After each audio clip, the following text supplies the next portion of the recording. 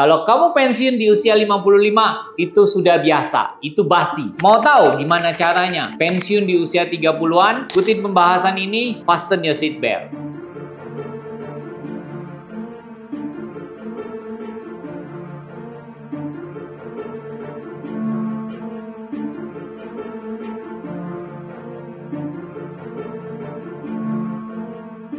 Ada suatu pertanyaan pada saya, kalau saya punya uang banyak, mungkin punya penghasilan sekitar 30-40 juta, apakah saya bisa pensiun dini? Jawabannya adalah belum tentu. Karena kalau kita tidak bisa menyimpan uang, ya kita tidak akan bisa menabung. Dan kalau kita tidak bisa menabung, happiest people, jangan harap kamu bisa pensiun dini. Oke, saya akan kasih contoh aja lah ya. Contohnya misalnya Mike Tyson. Mike Tyson itu adalah seorang petinju tingkat dunia. Sekali dia bertanding, itu bisa dapat sekitar 30 juta US dollar. Asumsi kalau uang zaman dulu itu mungkin sekitar 10.000, kamu bisa bayangkan dia dapat langsung sekitar 30 miliar kali tanding. Tahun 80 sampai tahun 90 diperkirakan dia punya harta kekayaan itu sekitar 400 juta US dollar sampai 700 juta US dollar. Tetapi tahun 2003 dia dinyatakan bangkrut. Nah, happiest people, saya hari ini mau membahas bagaimana kalau kamu sekarang yang umur 20-an dan pengen pensiun di umur 30-an lah, atau paling maksimal 40-an. Bagaimana caranya? Saya akan bahas hari ini dan saya akan memberitahukan bagaimana kiat-kiatnya. Tips pertama yang harus kita lakukan adalah mulailah dari awal. Mulailah dari sekarang. Buat kamu yang umur 20-an baru selesai kuliah, wah itu sangat luar biasa, sangat bagus banget. Bahkan bisa lebih cepat banget. Nah, lakukan dengan awal, maksudnya apa sih? Ya, dari muda sekarang lakukan investasi, bukan menabung ya. Kenapa? Kalau menabung itu biasanya uangnya itu, karena kalau kita tabung, kan ada namanya inflasi. Makin lama uangnya makin kecil.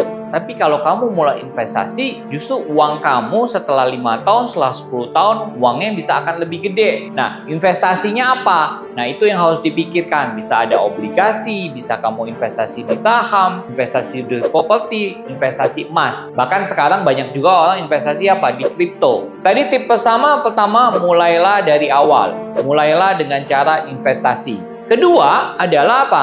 Kamu harus investasikan dana kamu itu kalau bisa secara otomatis. Jangan pakai cara manual gitu. Kalau pakai cara manual kan kita dapat duit, nanti kita yang atur kan pembagiannya kemana-kemana. Kalau bisa saya sarankan pakai yang otomatis. Misalnya contoh lah ya, misalnya saya beli emas, saya beli di bank syariah gitu misalnya. Itu bisa loh. Misalnya kita beli 50 gram atau beli 100 gram, kemudian tiap bulan uangnya akan terpotong secara otomatis gitu loh. Jadi jangan pakai cara lama lagi, caranya yang lebih canggih. Investasinya secara otomatis. Atau misalnya kamu investasi, kalau punya kartu kredit ya, misalnya pakai kartu kredit bisa terbayar otomatis. Jadi kita harus lebih pintar sekarang cara investasinya, biar kita bisa komit. Karena apa? Kalau kamu mau pensiun di usia 30 ataupun 40-an, pertama itu yang harus kamu pegang adalah kamu harus punya investasi dan kamu harus komit, harus disiplin yang tinggi. Nah, tips ketiga yang perlu kamu lakukan adalah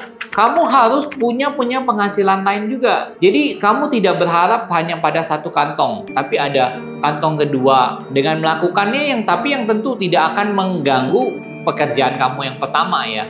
Kan banyak hal yang bisa kamu lakukan. Misalnya gini, kamu beli rumah, harga rumah misalnya 500 juta. Tapi dikontrakin berapa? Dikontrakin misalnya bisa 30 juta setahun ya. Jadi dapat duit. Nah, duit itu kamu investasiin lagi. Jadi duit itu ada bisa 2-3 kali income gitu.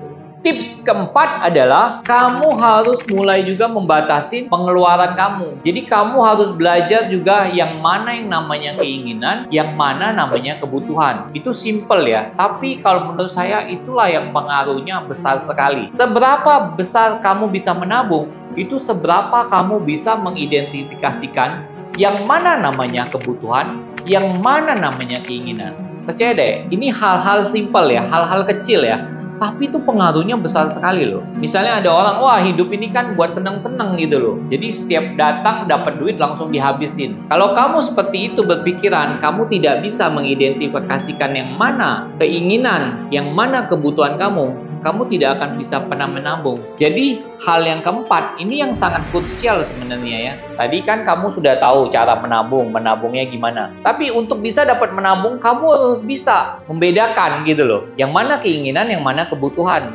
Kelima, apa yang harus kamu lakukan? Kelima adalah kamu harus bikin target dan rencana yang spesifik. Ingat kemarin saya ada bikin konten ya, yang soal tentang membuat planning yang smart. Jadi kamu harus bikin nih, saya mau pensiun di umur 40 misalnya. Saya pengen punya income berapa gitu loh. Kalau kamu sudah mau tahu misalnya, oh ya saya pengen punya setahun punya income misalnya 2M. Dalam setahun ya 2M. Nah kamu harus mulai nih atur sekarang. Kamu harus punya uang berapa? Kamu harus investasi di apa? Apakah di properti? Apakah di saham? Apakah di emas gitu loh. Yang mana yang punya penghasilan menurut kamu bisa lebih besar? Misalnya, kamu pengennya punya penghasilan 2M dalam setahun, di mana itu sekitar 200 juta ya, sekitar ya, hampir 200 juta lah ya, jadi tiap bulannya. Dari mana kamu bisa dapat itu? Nah, bisa aja, oh ya, kalau misalnya 200 juta per bulan, paling nggak saya harus punya rumah berapa banyak misalnya. Oh ya, saya harus punya rumah minimal 3. Tiap tahun saya sewain harga rumah misalnya 70-80 juta. Nah, kamu harus pilih itu. Kamu harus pikirkan bagaimana cara kamu mendapatnya gitu loh.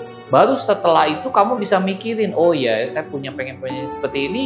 Nah, aplikasinya bagaimana? Tabungan apa yang harus punya? Investasi apa yang harus saya masukkan? Nah, kalau kamu sudah buat itu rencana dengan spesifik, kamu akan lebih enak naruh duitnya. Oh ya, saya akan taruh di kantong A, saya akan taruh di kantong B, saya akan taruh di kantong C. Jadi, happiest people, lakukan 5 tips ini dan saya percaya hidup kamu akan berubah di saat kamu umur 30, di saat kamu umur 40. Jangan sampai kalau kamu tidak bisa berinvestasi, tidak bisa membedakan antara keinginan dan kebutuhan, jangan-jangan nasib kamu akan seperti Mike Tyson yang umur 37 tahun, dia justru bangkrut. Ya, happiest people, semoga pembahasan ini bisa memberikan pencerahan buat kamu dan juga memberikan pengetahuan baru buat kamu dan sehingga hidup kamu menjadi lebih baik lagi. Dan saya harap jangan lupa untuk share, komen, dan juga subscribe konten ini. Sampai jumpa di pembahasan selanjutnya.